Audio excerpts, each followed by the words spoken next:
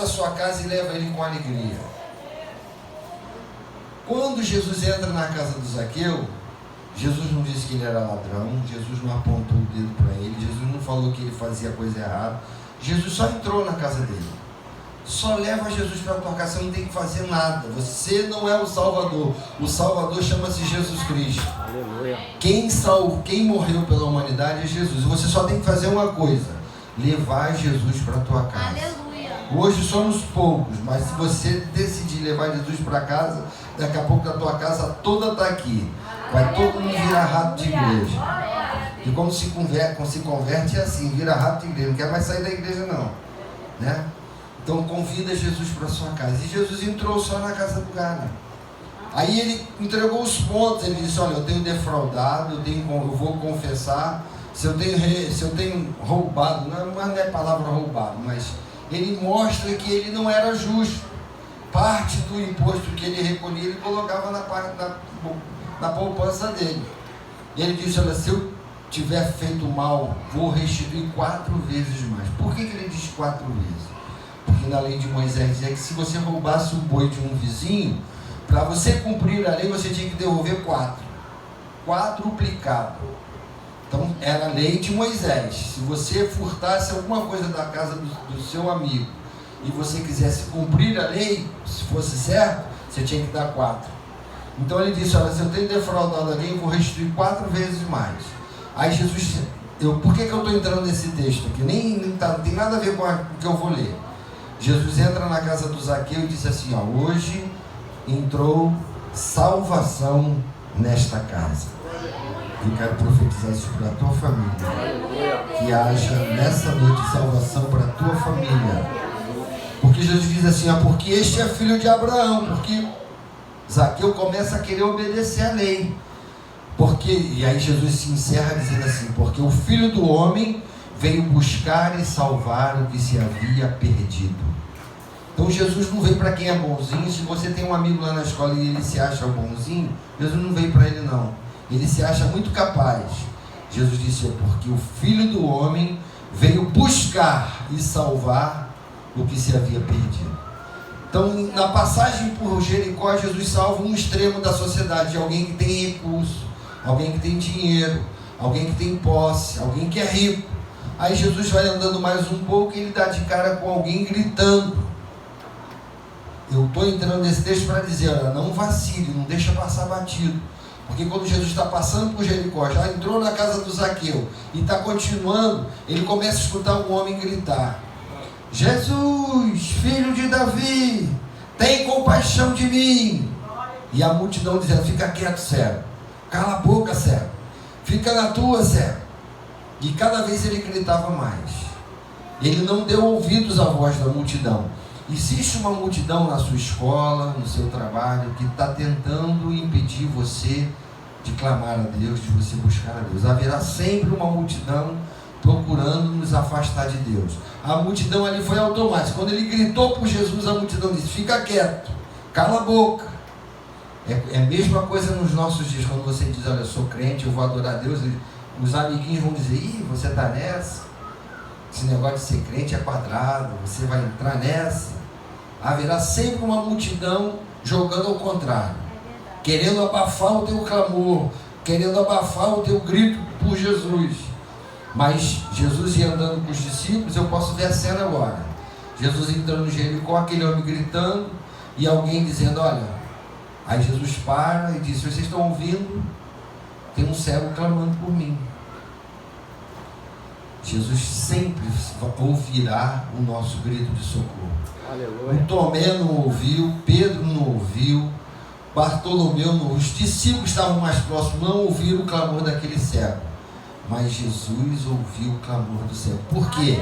Porque Pedro não tem ouvido de Jesus, João não tem ouvido de Jesus, Maria não tem ouvido de Jesus, as pombagiras desse mundo não têm ouvido, mas Jesus tem ouvidos aguçados para ouvir o clamor de quem o clamar. O Jesus sempre vai ouvir o clamor de alguém. Ele sabe aquela lágrima que você derramou no teu cantinho. Jesus sabe da tua necessidade, do teu clamor por ele.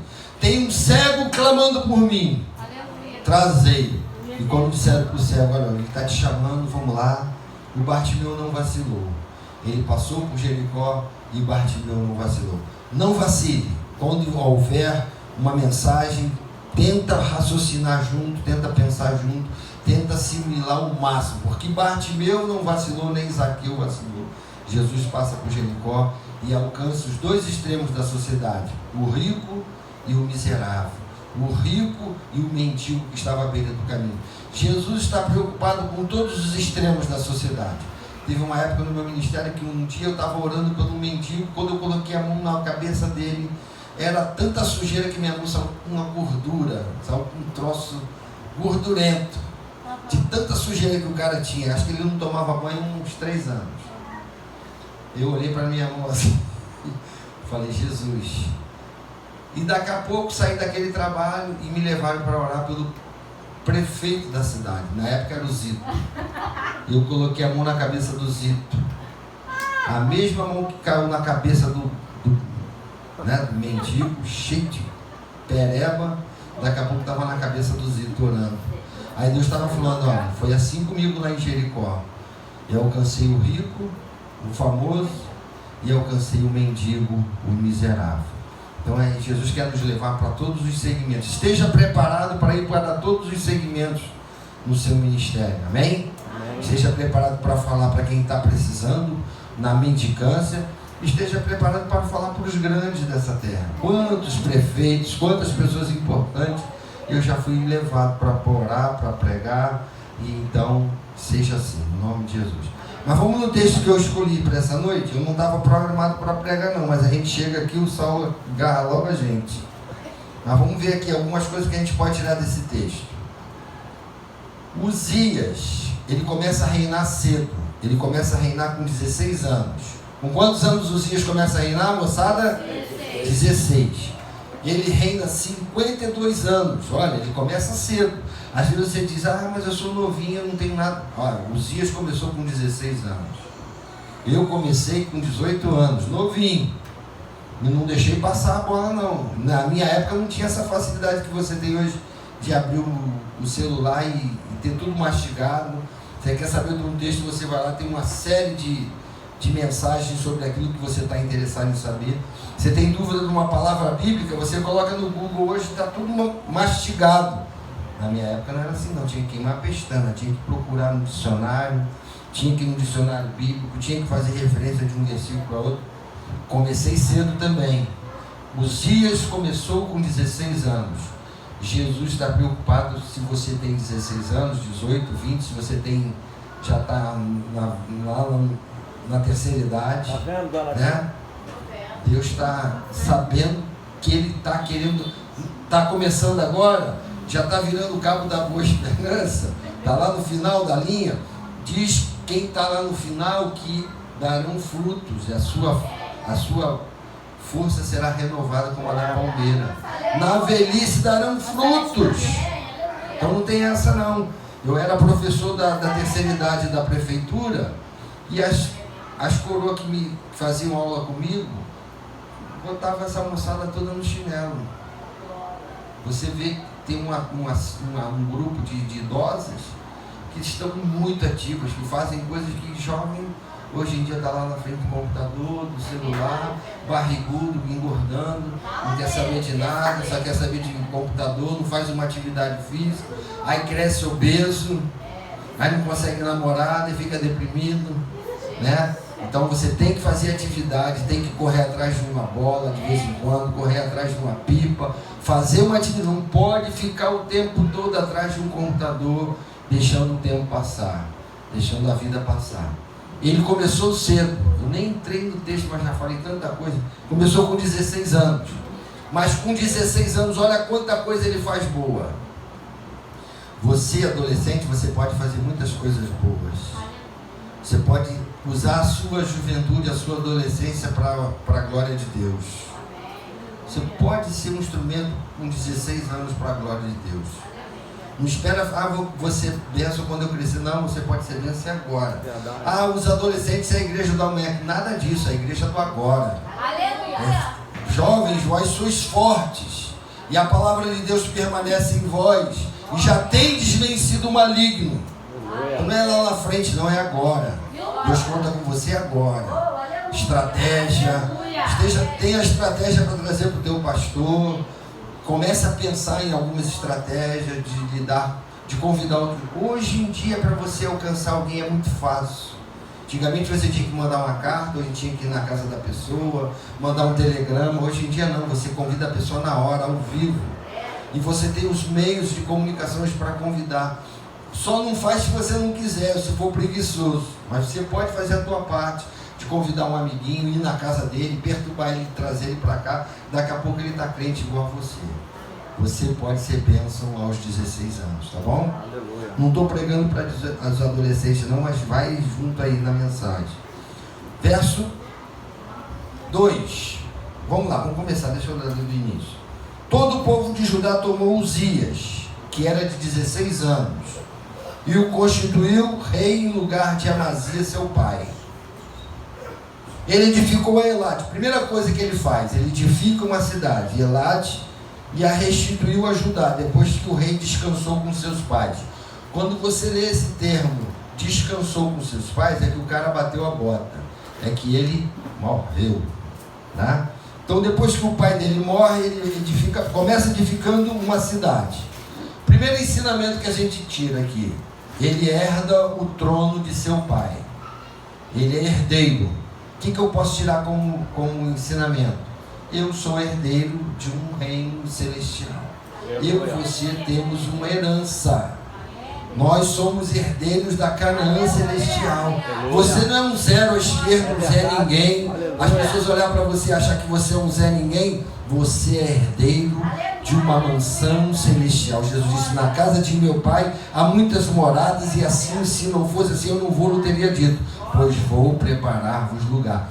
Você é herdeiro de uma grande promessa, de um grande reino.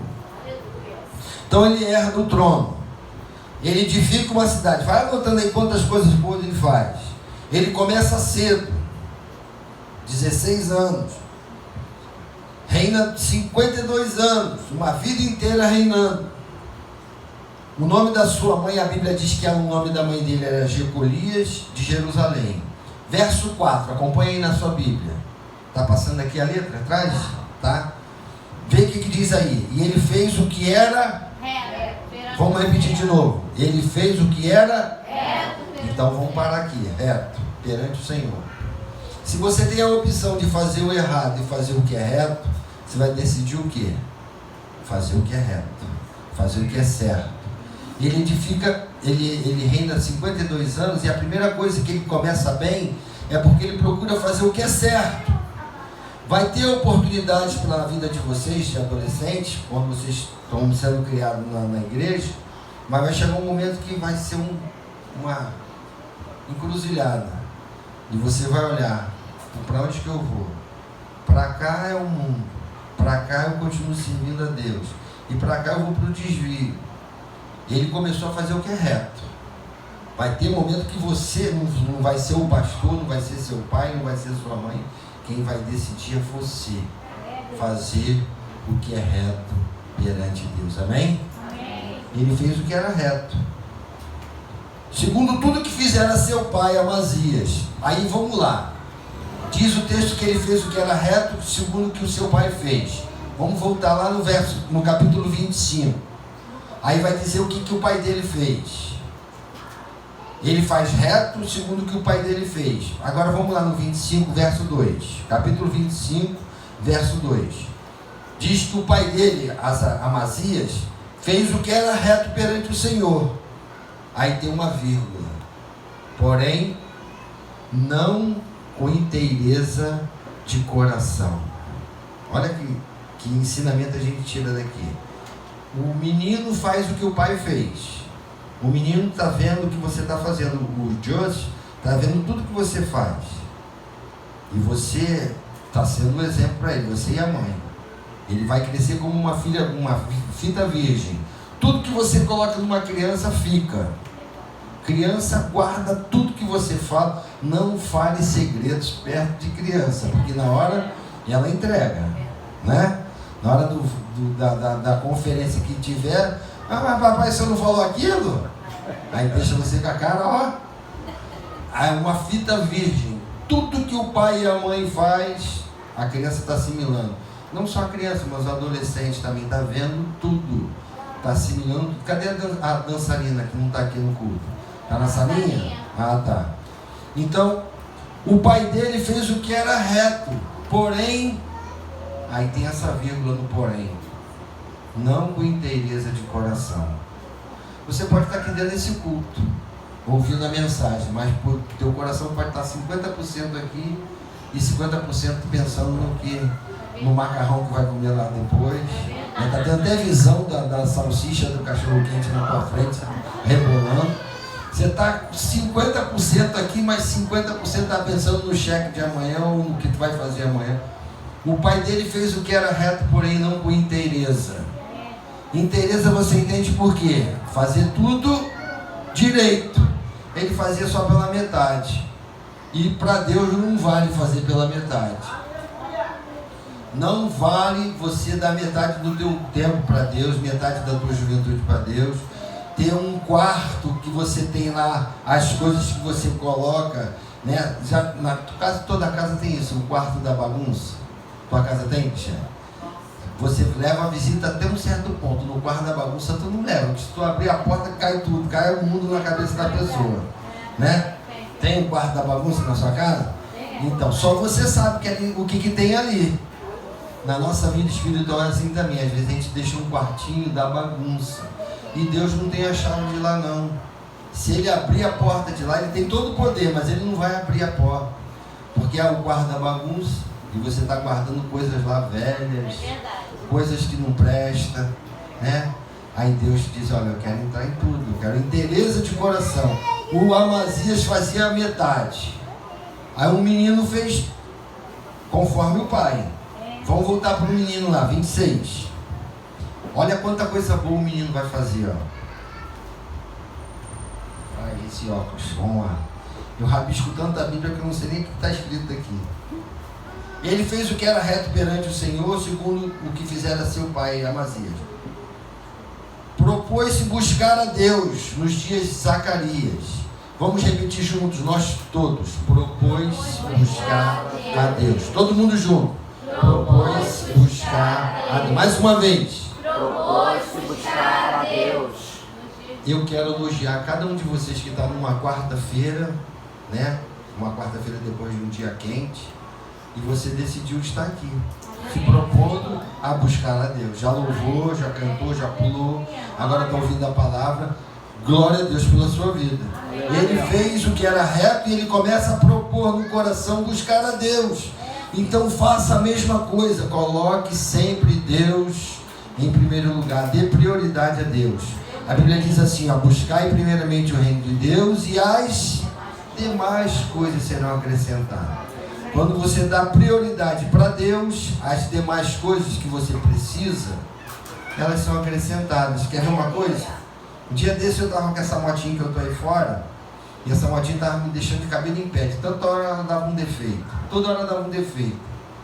Aí eu me ajoelhei e falei para Jesus assim, ó, Jesus, eu quero uma moto 250 cilindrada da Yamaha, Tenerê. Porque olha só, estou contando isso aqui não é para me mostrar não, para dizer que eu sou o orador e que as coisas funcionam, nada disso, só tira como lição. Eu fiz uma oração e eu fui específico para Deus. Eu falei para Ele o que eu queria. Tem gente que pede a Deus e não recebe porque pede mal e nem pede direito, não é específico. O Saulo, quando foi casar, com certeza ele orou e disse assim, eu quero uma loura de olhos verdes. Eu falei assim, Saulo. Aí Deus ouviu a oração dele. Coitado dela, que orou pouco.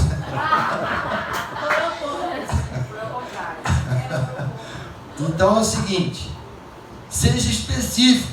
Aí eu falei para Deus o que eu queria, especifiquei e disse o que eu queria.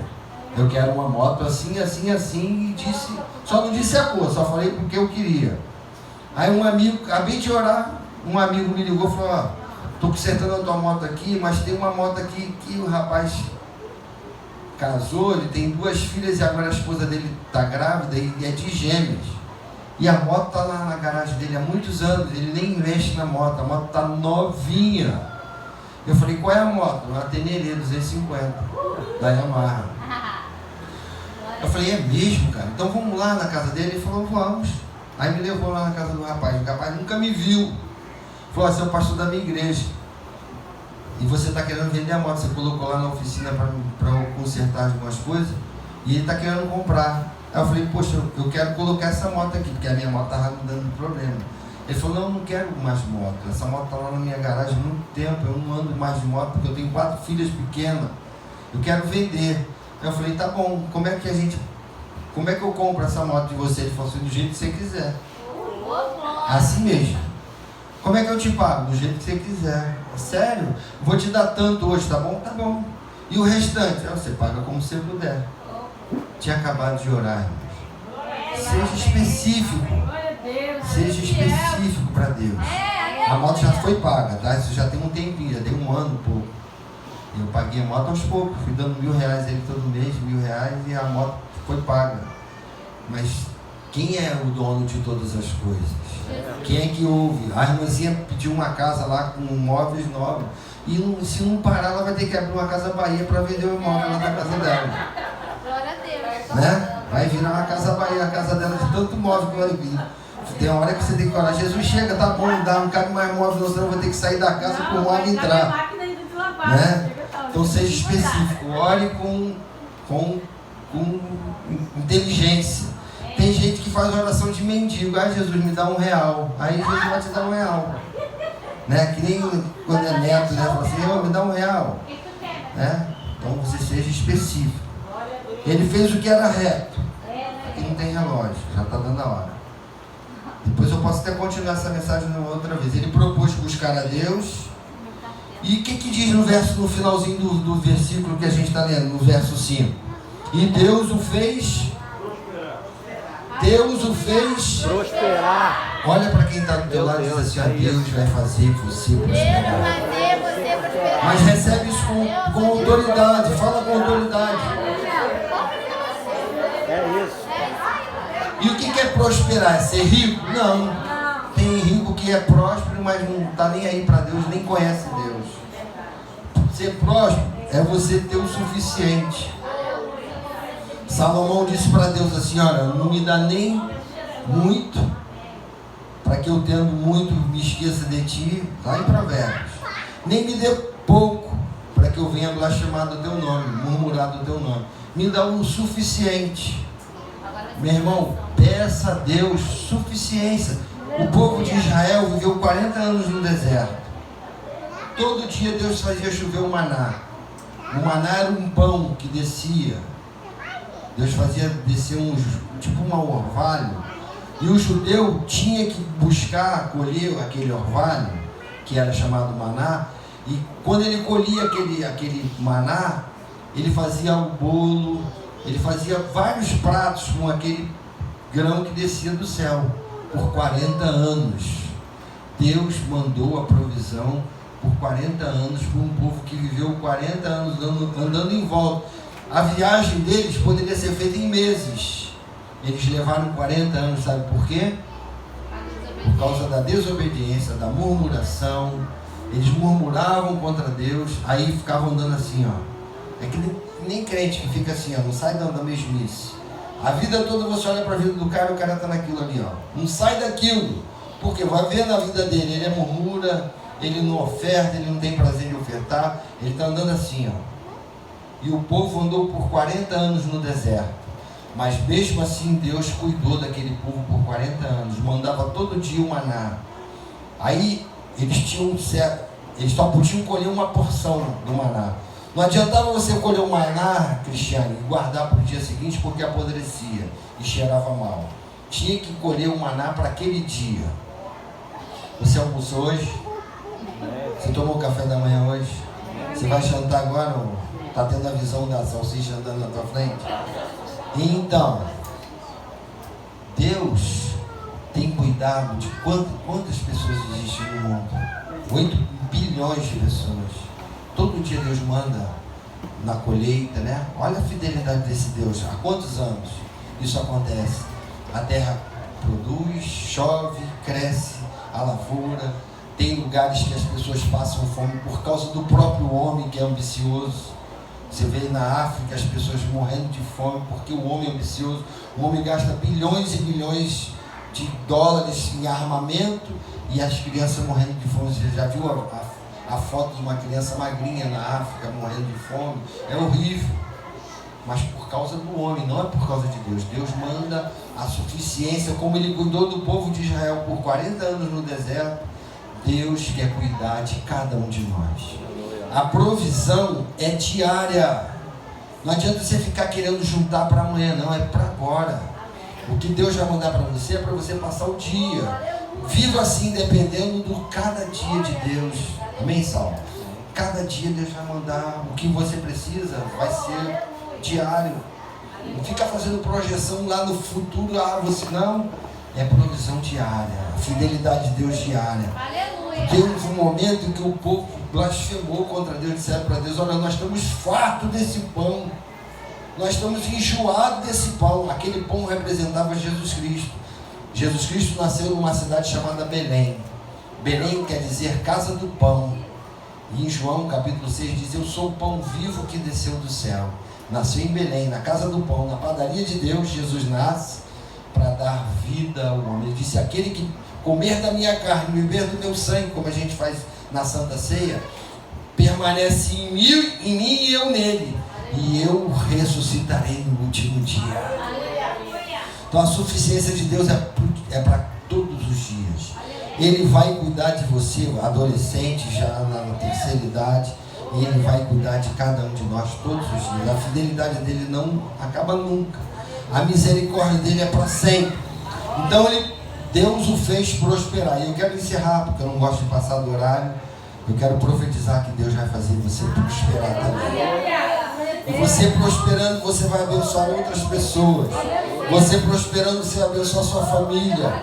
Você prosperando, você vai abençoar essa obra. Você prosperando, você vai crescer. E crescendo, você vai estar perto de Deus. E perto de Deus, um dia você estará para sempre com o Senhor. Todo o povo de Deus diz: eu vou terminar essa mensagem numa outra oportunidade, porque ainda tem muita coisa para ensinar nesse texto. Vai em casa lendo mais um pouco. Na outra semana, quando eu for pregar, me cobra para a gente continuar em 2 Crônicas, capítulo 26, que deu o horário, certo, Saulo? Em nome de Jesus. Então, aqui.